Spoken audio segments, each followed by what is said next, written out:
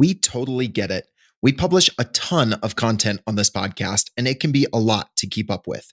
That's why we've started the B2B Growth Big Three, a no-fluff email that boils down our 3 biggest takeaways from an entire week of episodes. Sign up today at sweetfishmedia.com/big3. That's sweetfishmedia.com/big3. You're listening to B2B Growth, a daily podcast for B2B leaders. We've interviewed names you've probably heard before, like Gary Vaynerchuk and Simon Sinek, but you've probably never heard from the majority of our guests. That's because the bulk of our interviews aren't with professional speakers and authors. Most of our guests are in the trenches leading sales and marketing teams. They're implementing strategy. They're experimenting with tactics. They're building the fastest growing B2B companies in the world. My name is James Carberry. I'm the founder of Sweetfish Media, a podcast agency for B2B brands, and I'm also one of the co-hosts of this show. When we're not interviewing sales and marketing leaders, you'll hear stories from behind the scenes of our own business. We'll share the ups and downs of our journey as we attempt to take over the world. Just kidding. Well, maybe. Let's get into the show.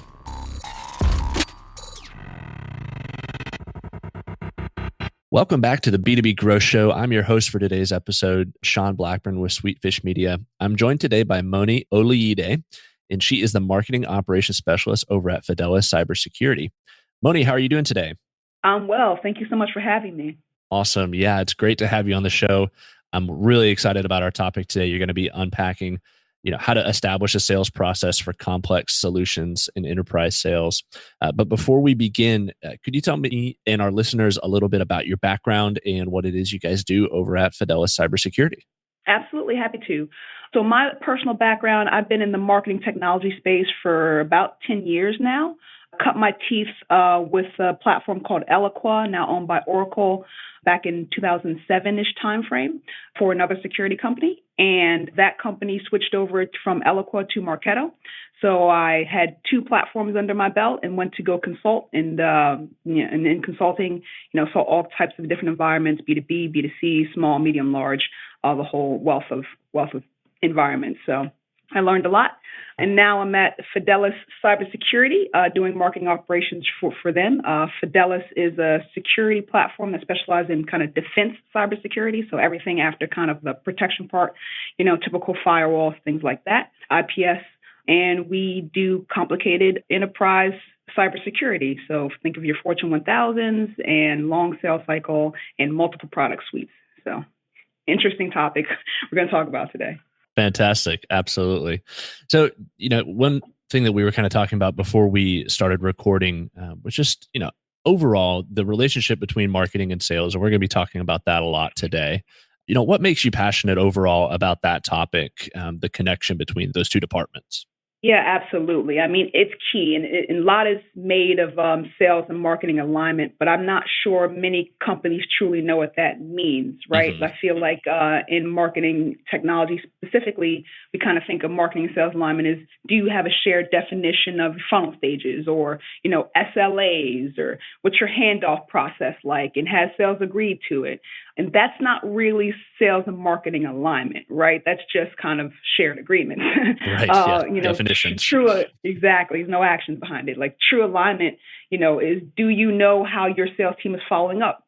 Do you know how many calls they're making to follow up? Do you know their call scripts? How involved are you on the sales part of the selling, right? Do you know how long your sales cycle is? Do you know where opportunities are in the sales cycle for your sales team? Things like that. Mm-hmm. If you don't know things like that, you really don't have true sales marketing alignment because, I think everybody, in marketing has been, okay, here are the funnel stages, guys, and here's what MQL is, and here's what SQL is, and they smile and nod, and you go back, and then they say your leads suck, right? Right. So we're talking actual teamwork here, not just defining some definitions, like you said. One of the things in your notes, you said that marketing tends to make assumptions about what sales is doing. Maybe speak to that for a second, ways that you've seen that happen.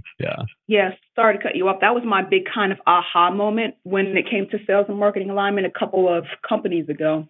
So I think right now it's big that most companies have like a LDR or a BDR team, right? Some development team that takes all the marketing leads and calls on them. And one company actually sat in the room with them and saw what they actually were doing with our leads, right? I was getting frustrated. I'm sending over all these leads, nothing's happening with them. What's going on? So I actually sat in the room and saw what these guys did. And it wasn't that they weren't working. It wasn't that they weren't following up on our leads. They were. It was just how many times, right? I think once I got in there, it was like, well, I gave them 3 calls, over a couple of days and no one responded. So, it went nowhere. Well, I think we know from research, right? It takes 8 to 10 touches to get in contact with a lead. So it wasn't that they weren't doing anything, they just weren't doing enough. And then what they were following up with, how were they having those conversations? Were you actually taking the marketing information of what they downloaded and, what they were actually interacting with and using that to funnel the conversation? Or were you just giving the standard pitch over and over again and kind of, disregarding what information you had at hand? So, once you got in and figure out what was going on, then I could figure out how to better help my sales team. And that's all they want. They want support. They want help, right? That job is very, very tough. So kind of respect that, right? Don't come in from a marketing perspective and come into sales and say you're not doing something, right? That's not necessarily the case. They have a hard job. Help them, do better at that particular job. So getting in there, figuring out what is actually going on, having regular conversations with your team is really how you're going to get in there and help them sell better and help your marketing activities look like they're actually, doing the job that they're supposed to be doing, which is generating revenue. Right. And it makes so much sense, but a lot of times it's hard to, get out of our bubble and get out of our department and go see what's actually happening. I think a lot of this kind of has to do too with what your second point is. And it's kind of a conversation about qualification. And you mentioned, handing over an MQL, marketing qualified lead. I've heard also the term SQL before, a sales qualified lead. That's, a different definition. And a lot of times that's where the rub is. How have you found to bring those two things closer in alignment, the MQL and the SQL? It is tough. And I will tell you that gap is hard, right? Because for sales qualified, lead or whatever you want to call that term, sure, it's basically a meeting. So, I got someone on the phone, I got someone to commit to talk to me further, right? And there is a lot that goes on between downloading a white paper and actually getting a meeting. Right. So that gap is real and it's tough. And I've done it one of 2 ways, of either marketing adjusting what they call a marketing qualified lead or sales adjusting what they call a sales qualified lead. Normally, the latter is what happens, right? Adjusting what you call a marketing qualified lead. But basically, I when I talk to other people kind of struggling with those definitions in that gap, it's the assumption around marketing is marketing saying, hey, this person's on the website and they're doing some stuff. Hey, sales, this is somebody you should call on because there might be something there. And sales normally assumes that when you're handing something over to them, that person's saying, I'm ready to do something right now, right? That's where the kind of miscommunication is.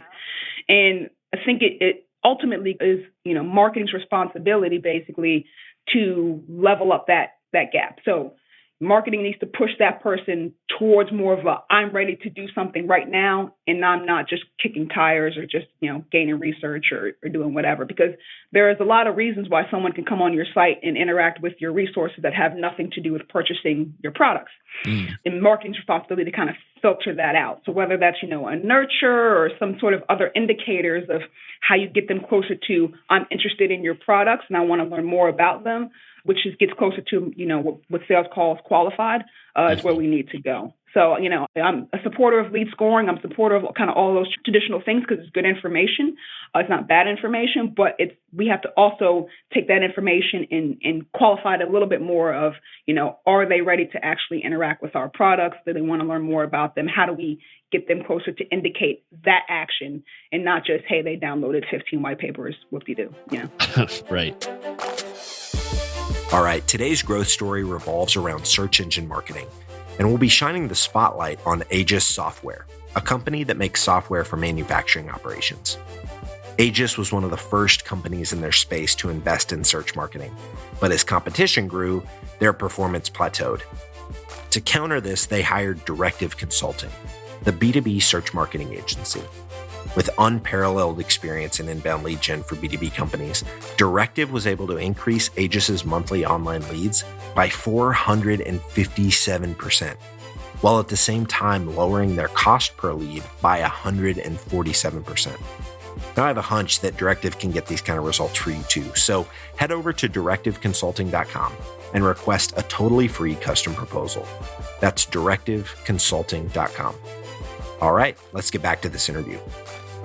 So as far as, that communication between sales and marketing, that feedback, how is it that you've gotten consistent and regular feedback from your sales team on the lead quality, the opportunities that are there and what you're handing over? I have weekly standing meetings with what we call LDRs. We call them LDRs, lead development reps. So I have weekly standing meetings with them on Fridays to get feedback, not only on the leads we hand over, but just sort of things that they're hearing, right? They're kind of like your first line of defense, right? They're getting all of the, objections and what's working, what's not working, what messages resonate, what's not resonating.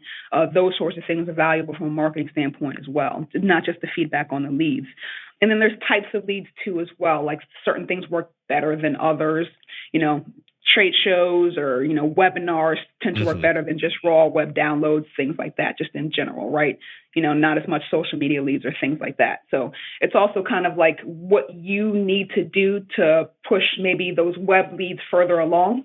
And then what you also need to do to get warmer leads, i.e. webinars and trade shows to them faster, things like that. Timing is also huge when you're doing any sort of lead follow-up. I think that's kind of a lost metric in marketing sometimes is time. Right. Absolutely right. The quicker you can follow up, the more success you're going to have. So 100%. So, and you mentioned in some of our other conversations too, you guys develop content for multiple points in the funnel. Is that content that you guys develop? Does that come from the feedback that you're hearing from your sales, your LDRs?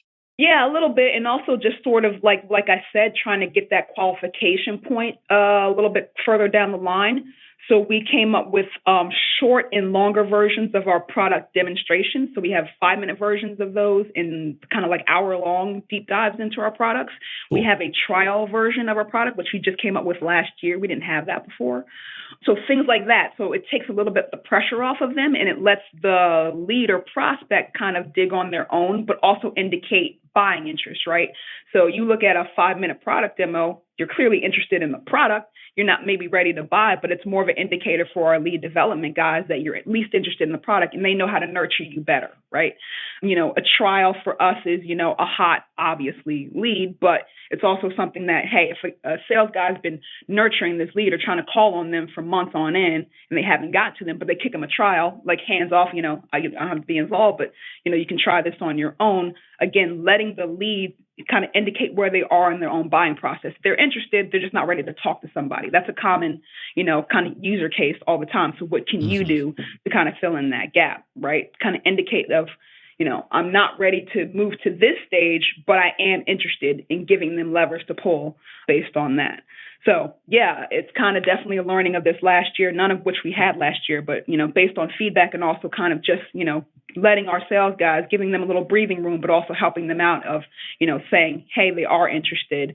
They're taking these sorts of actions. Absolutely. I love that. It sounds like you guys have an awesome team there overall. And you guys are dealing obviously with a complex sale, a large buying committee. It's a long sales cycle. People can go dark. Things can change.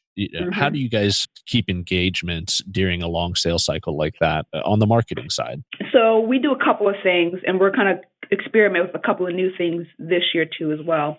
So what we've done in the past is we've done a little bit of direct mail. So our marketing, our events team has like Yeti mugs and T-shirts and things like that left over from trade shows. And we would just say like, hey guys, give us all the people who you had a meeting with, but they went dark last year. And, last December as a Christmas gift, we just sent them a mug or a T-shirt. Cool. And we got a handful of people to respond and come back from that. So that was a good one for us. Just having a general, not a second string nurture, but a nurture that's just, it looks like it coming from the sales guys. And it's just the kind of repetitive, hey, you still interested? Or just, hey, wanted to check in and see if I can offer some more information or give you guys more advice on this thing and come more of a trusted advisor kind of pitch and not so pressure on the meeting part of it. Because what we found is people do like our information, right? They do sort of like the way that we approach cybersecurity. So if we can kind of even come in as being just a thought leader, we'll take that over you just kind of going dark and assuming that, you don't want to buy our products. We'll take that too as well. So we did that and we had some success with that as well. And like I said, adding into those, the demos and the trials and things like that also have helped. This year, what we're going to do is we're going to go, I hate this term, but ABM, right? I'm using air quotes. Right. with that thing, term. right? Exactly, the hot term. But it does actually help with our kind of sales cycle too as well, because we do have target accounts that we're going after, right? Especially ones that have engaged and went dark, or for whatever reason, we just can't push it down the funnel anymore. We do have like specific accounts we're going after. So it does make sense for us to kind of reverse our approach and say, for these certain accounts, we're going to have these certain activities, right? Go on site and do a workshop or do a lunch and learn, or, do just a demo just for your team or something like that, and make it a little bit more personal for that account. So those are things we're going to be doing this year to help push that opportunity down the funnel. But we haven't found a silver bullet. I don't think there is one. I mean, it's just too complex. Every account in that scenario is slightly different, right? They're looking at different product sets. They're in different stages of the sales cycle. They have different needs. So it's not a one size fits all for that approach as well. So speaking to our marketing, brothers and sisters in the audience here, taking this from a 50,000 foot view, anything else that you would want to speak to them as far as how to approach, establishing these processes within their organizations? Sure. So the big focus for us, and I think the big focus for a lot of kind of marketing operations teams, is that middle funnel part, right? So between an MQL and an opportunity, whatever those stages look like, marketing has to be more involved. I think it's a shame that marketing is kind of out of the opportunity process right now. And I think we got to figure out how to get more involved in that, because there's some magic in there that we can really help push the needle on. And it helps you level up for, hey, these campaigns do actually work. It's just, right. My sales cycle is long. My buying committee, is big. Certain things are out of my control. So you have an invested, reason for looking at this part of the sales cycle, and how you operationalize that is going to be the hook, right? Like there's some intangibles in that process that you're just not going to be able to control, right? If a salesperson and a prospect are having a conversation on email outside of marketing, there's no way to track that, right? And getting sales to do anything in Salesforce, believe me, I understand how painful it is. I get it. So you don't want to have them pull a bunch of levers because they're never going to do it. So how do you then control that? So that's the process I'm working out right now, but it has to be the focus, right? After that handoff, marketing's job doesn't stop. And how further in you can get there, the more successful you'll be, improving not only marketing's value, but also ROI on some of these campaigns that marketing is doing, right? And it takes, like I said, I'm going to repeat it again. I think the loss metric in marketing is time. And we look at things in this like monthly, quarterly, weekly type of thing, and it's not fair, right? It's dynamic. Things change all the time. There's things out of your control. And looking at things in a static way, right? Measuring these static measurements, like at the end of every month, and I'm going to say what my funnel looks like. It's like, well, things go dark, things go left. You don't have control over those sorts of things. So giving things time, giving campaigns time, giving your process and your operations time is how you're going to really make them effective in digging in. So look at that middle of the funnel, I would say, and anything after an MQL, if you can start with the SQL and then the opportunity and then move further down the opportunity and figure out how you can help them. That's the key, right? Mm-hmm. What can you do to aid that process for them, make it easier for them, get more meetings for them? You're going to have the most success. If you just go in there and complain about what's not being done, it's going to all go on deaf ears. But if you go in with the attitude that I'm just here to learn and help and, give you guys either campaigns or content or asset or whatever you need, tools, whatever you guys need to make this easier on you, you're going to have success, and it's going to help you out in the long run. I love that. Moni, this has been a great conversation. I love your perspective overall on the interaction between marketing and sales and improving that. establishing the process for these complex solutions. So thanks so much. If anyone is listening and has any questions that they'd like to follow up or even just connect with you, what would be the best way for them to do that? Sure. You can get me on LinkedIn. It's just my name, Moni, Moni, last name Oloyede, Oloyede, or Twitter. I'm active on Twitter, and it's the same. My handle is just my name, first name, last name, no spaces, no dots. Perfect. Well, Moni, thanks again for being on the show. Really appreciate you being on. Thank you so much, Sean. Appreciate it. Digital marketing agencies have a tough job. You have to stay on top of the latest marketing strategies for your clients and your agency. What if there was a way you could address both at the same time? Imagine your agency putting out content with greater quality and quantity.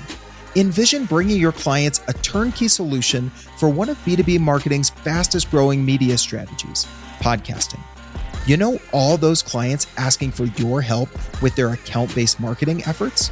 Picture being the first to bring them the idea of content-based networking, showing them the proven strategy for breaking into their most coveted accounts.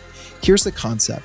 Sweetfish Media is looking to work with a limited number of innovative agencies interested in a new partnership model. We produce a podcast for your agency.